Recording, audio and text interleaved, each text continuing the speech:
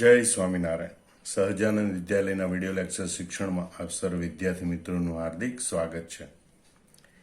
ધોરણ 12 રસાયણ વિજ્ઞાન પ્રકરણ 11. આજના લેક્ચરમાં આપણે આલ્કોહોલ અને ફિનોલ સંયોજનોનું હિસ્ટરીકરણ ભણીશું. એટલે કે આલ્કોહોલ અને ફિનોલની યોગ્ય પ્રક્રિયા સાથે પ્રક્રિયા કરી એસ્ટર સંયોજન કેવી રીતે બનાવી શકાય એ જોઈશું.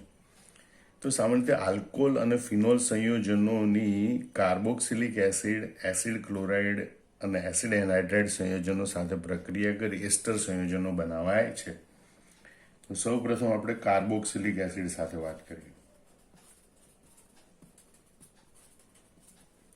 આલ્કોહોલ કે ફિનોલનું સામાન્ય સૂત્ર આપણે દર્શાવીશું ArKrOH. કાર્બોક્સિલિક એસિડનું સામાન્ય સૂત્ર દર્શાવીશું આપણે R-COOH. એસિડિક માધ્યમમાં ખાસ કરીને સાંદ્ર સલ્ફ્યુરિક એસિડની હાજરીમાં પ્રક્રિયા કરવામાં આવે અથવા તો અન્ય કોઈ એસિડની હાજરીમાં પ્રક્રિયા કરવામાં આવે ત્યારે આ પ્રક્રિયાથી એસ્ટર બને છે. હવે એસ્ટર બનવાની પ્રક્રિયા દરમિયાન આલ્કોહોલ કે ફિનોલના OH બંધમાંનો હાઇડ્રોજન દૂર થાય, બરોબર, અને કાર્બોક્સિલિક એસિડમાંથી OH દૂર થાય અને એ H અને OH છે એમાંથી પાણીનો અણુ બને. અને આ જે આલ્કોક્સી સમૂહ છે કેન્દ્રાનુરાગી પ્રક્રિયક તરીકે વર્તી અને કાર્બોનિલ સમૂહના કાર્બન સાથે જોડાય છે, બરોબર. એટલે ArRO આટલો ભાગ આલ્કોહોલમાંથી અને કાર્બોક્સિલિક એસિડમાંથી R-CO ભાગ જેનો કાર્બન છે ઓક્સિજન સાથે જોડાય એટલે CO R-. આ રીતે એસ્ટર સંયોજન મળે છે જેને આપણે આમ પણ દર્શાવી શકીએ R-COORKAR. આમ કાર્બોક્સિલિક એસિડની આલ્કોહોલ કે ફિનોલ સાથે પ્રક્રિયા કરવાથી એસ્ટર સંયોજન પ્રાપ્ત થાય છે. બીજું આપણે જોઈએ એસિડ એનહાઇડ્રાઇડ સંયોજન સાથેની પ્રક્રિયા. આલ્કોહોલ કે ફિનોલનું સામાન્ય સૂત્ર આપણે આ રીતે દર્શાવ્યું ArROH પ્લસ R-CO2O અથવા આપણે આમ લખીએ R-COOCOR. બરોબર. અહીંયા હાઇડ્રોજન છે એ R-COO ભાગ સાથે જોડાશે, બરોબર. એટલે એમાંથી એક અણુ કાર્બોક્સિલિક એસિડનો બનશે પ્લસ R-COOH. આટલો R-COO ભાગ સાથે જોડાય H એટલે બને R-COOH કાર્બોક્સિલિક એસિડ બને.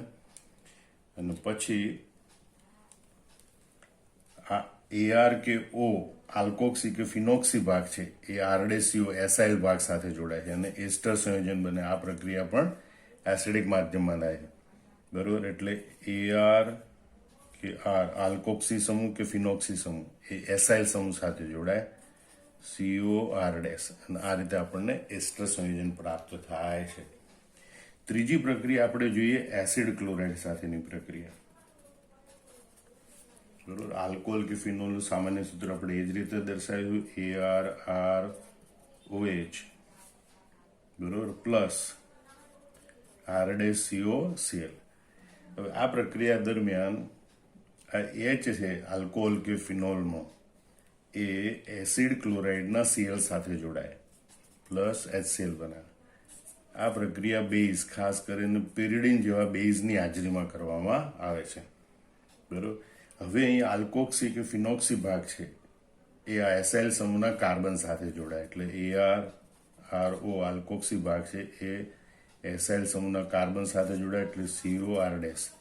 તો આ રીતે આપણને એસ્ટર સંયોજન પ્રાપ્ત થાય છે, બરોબર. તો carboxylic acid, acid anhydride, acid chloride સાથેની પ્રક્રિયા કરવાથી આલ્કોહોલ કે ફિનોલ સંયોજનમાંથી એસ્ટર સંયોજનો બનાવી શકાય છે.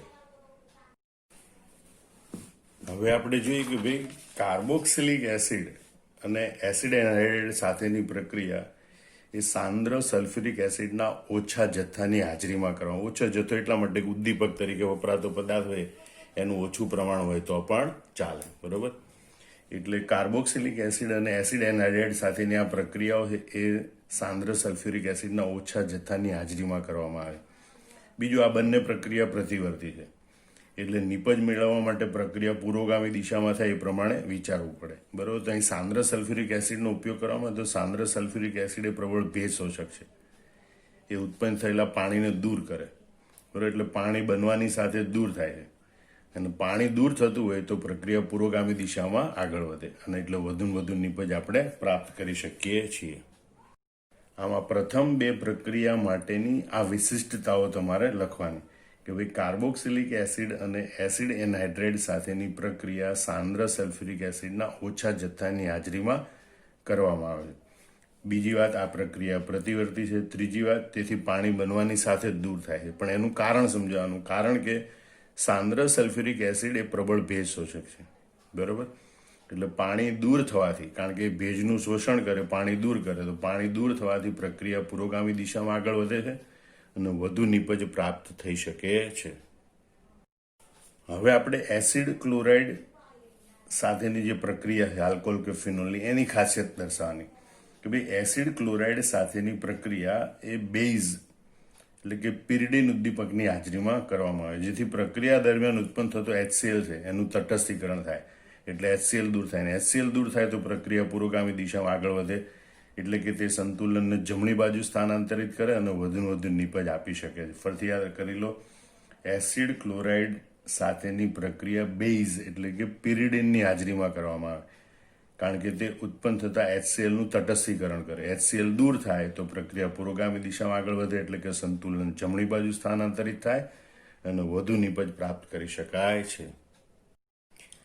આમ આ એસ્ટરીકરણ પ્રક્રિયાઓ છે, એમાં જે RDCO એટલે કે એસાઇલ સમૂહ ઉમેરાય છે, તો એ પ્રક્રિયાને એસાઇલેશન પ્રક્રિયા કહે છે. પણ જો એ આરડેસ તરીકે CH3 સમૂહ એટલે કે જો CH3CO સમૂહ ઉમેરાતો હોય તો એ પ્રક્રિયાને એસિટિલેશન કહે છે, જેને આપણે આ રીતે દર્શાવીશું. બરોબર. કે આલ્કોહોલ અને ફિનોલ સંયોજનોમાં એસાઇલ સમૂહ, ખાસ કરીને એસાઇલ સમૂહ તરીકે જો આ એસિટાઇલ સમૂહ હોય, બરોબર, તો એ પ્રક્રિયાને એસિટિલેશન સમૂહ કહે છે.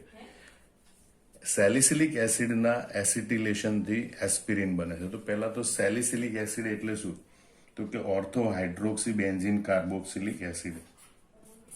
બરોબર. ઓર્થો સ્થાન ઉપર OH અને COOH હોય. આ એસિડનું નામ, સામાન્ય નામ છે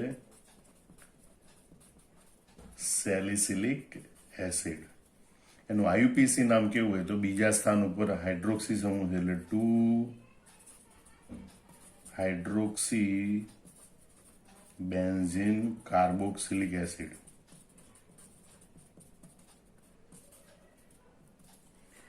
એની જ્યારે એસ્ટરિફિકેશન પ્રક્રિયા કરવામાં આવે, ખાસ કરીને એસિટિક એનહાઇડ્રેટ સાથે CH3CO2O H+ એસિડિક માધ્યમમાં આ પ્રક્રિયા કરવામાં આવે ત્યારે CH3CO એસિટાઇલ સમૂહ છે એ આ H નું વિસ્થાપન કરે છે. COOH ત્યાં એક COCH3 જોડાય અને CH3CO અને O સાથે આ H જોડાય એટલે પ્લસ CH3COOH બને. તો આ જે સંયોજન બને છે એ એસ્પિરિન છે. એ ખૂબ અગત્યની ઔષધ છે.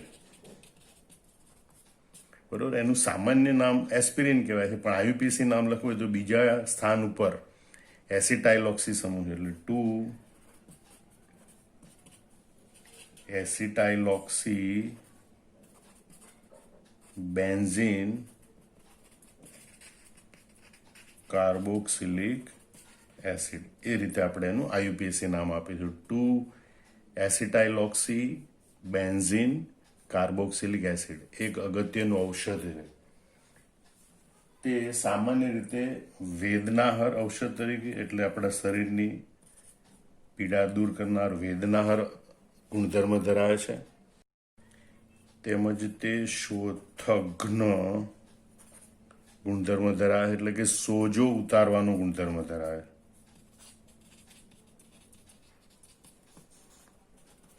આ ઉપરાંત તે તાપ શામક છે, એટલે તાવ આવ્યો હોય તો તાવને દૂર કરવા માટે વપરાતી દવા છે. એટલે વેદનાહર છે, શોથઘ્ન ઔષધ છે અને તાપ શામક તરીકે. ઉપરાંત તે લોહીને જામી જતું, લોહીને ઘટ્ટ થતું અટકાવે, એટલે ઘણી વખત હૃદય રોગની સારવારમાં પણ તે વપરાતી અગત્યની દવા છે. આમ અગત્યની એસ્પિરિન દવા છે એ આ એસિટિલેશન પ્રક્રિયાથી બનાવવામાં આવે છે. હવે આપણે એસ્ટરીકરણ પ્રક્રિયાના કેટલાક ઉદાહરણ જોઈએ. માનો કે આલ્કોહોલ અને કાર્બોક્સિલિક એસિડ. તો આલ્કોહોલ તરીકે લઈએ, માનો કે CH3OH, બરોબર, મિથેનોલ. અને કાર્બોક્સિલિક એસિડ તરીકે લઈએ CH3COOH, એસિટિક એસિડ, અથવા તો આને કહેવાય ઇથેનોઇક એસિડ. હવે એની પ્રક્રિયા જો સાંદ્ર H2SO4 ની હાજરીમાં કરવામાં આવે તો આલ્કોહોલ એટલે કે મિથેનોલમાંથી H દૂર થાય અને ઇથેનોઇક એસિડમાંથી OH દૂર થાય, એટલે પ્લસ H2. અને CH3CO સાથે OCH3 એટલે કે મિથોક્સી સમૂહ જોડાય, CH3COOCH3, અને જે એસ્ટર બને એનું નામ પડે મિથાઇલ ઇથેનોઇટ. આનું નામ થાય મિથાઇલ ઇથેનોઇટ.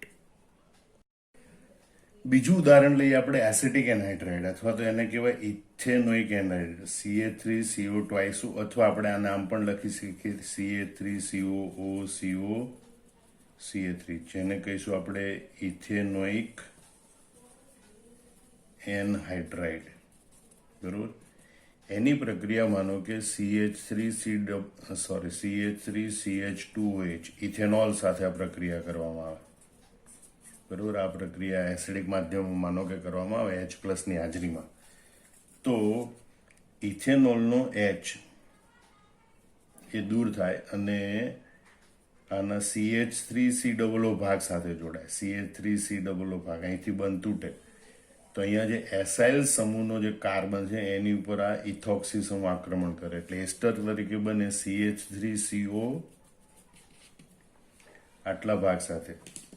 આ CH3CO ભાગ સાથે જોડાય આ OCH2CH3, OCH2CH3, અને આ જે ભાગ છે, બરોબર, એની સાથે જોડાયા H, અને એટલે બને CH3COOH પ્લસ CH3COOH. અને આ રીતે આપણને એસિડ મળે, અને એ એસિડનું નામ છે ઇથાઇલ ઇથેનોઇટ. ઇથાઇલ ઇથેનોઇટ. ત્રીજું ઉદાહરણ જોઈએ આપણે, ફિનોલની એસિટાઇલ ક્લોરાઇડ, CH3COCl, અથવા ઇથેનોઇલ ક્લોરાઇડ કહેવાય. ફિનોલની IUPAC નામ લખવું હોય તો ઇથેનોઇલ ક્લોરાઇડ, સામાન્ય નામ લખવું હોય તો એસિટાઇલ ક્લોરાઇડ. એની સાથે પિરિડીન બેઝ ઉદ્દીપકની હાજરીમાં પ્રક્રિયા કરવામાં આવે તો ફિનોલમાંનો આ OH બંધ તૂટે, એનો H અને Cl જોડાઈને HCl બનાવે, પ્લસ HCl. અને જે આ ફિનોલ છે એની સાથે જોડાય COCH3, બરોબર, અને એટલે એનું નામ પડે ફિનાઇલ. હવે અહીંયા O તરફથી આલ્કાઇલ સમૂહ અથવા તો એરાઇલ સમૂહ નામ બોલો, અને OH પ્રત્યે લાગે CO વાળા ભાગને, એટલે આને કહેવાય ફિનાઇલ ઇથેનોઇટ. અથવા સામાન્ય નામ કેવું હોય તો ધ્યાન રાખજો, ફિનાઇલ એસિટેટ. આ CH3 સમૂહ CO સમૂહને એસિટેટ સમૂહ પણ કહેવાય, બરોબર. એટલે ફિનાઇલ ઇથેનોઇટ અથવા ફિનાઇલ એસિટેટ, આ CH3COO સમૂહ છે એને એસિટેટ સમૂહ કહેવાય. તો આ રીતે. ચોથું ઉદાહરણ આપણે જોઈએ, ફિનોલની બેન્ઝોઇલ ક્લોરાઇડ સાથે C6H5COCl બેન્ઝોઇલ ક્લોરાઇડ સાથે પ્રક્રિયા કરવામાં આવે પિરિડીન બેઝ ઉદ્દીપકની હાજરીમાં, અથવા તો ઘણા NOH જેવા બેઝની હાજરીમાં પણ આ પ્રક્રિયા કરી શકાય. તો H અને Cl HCl તરીકે દૂર થાય, બરોબર, અને આ O સાથે C6H5 જોડાય, તો આને કહેવાય ફિનાઇલ બેન્ઝોએટ. બરોબર. તો બેન્ઝોઇલ ક્લોરાઇડ સાથે જો આ પ્રક્રિયા થતી, જેમ એસિટાઇલ ક્લોરાઇડ સાથે પ્રક્રિયા થાય તો એસિટિલેશન કહીએ, બરોબર, એમ બેન્ઝોઇલ ક્લોરાઇડ સાથે થતી આ પ્રક્રિયા છે એને બેન્ઝોઇલેશન તરીકે ઓળખવામાં આવે છે. આમાં સમગ્ર બધી પ્રક્રિયાઓ યાદ રાખી અને કોઈ પણ આલ્કોહોલ કે ફિનોલ સાથે કોઈ પણ એસિડ કે એસિડ ક્લોરાઇડ કે એસિડ એનહાઇડ્રાઇડની પ્રક્રિયા થાય તો આ રીતે એસ્ટરની પર લખી શકાય છે.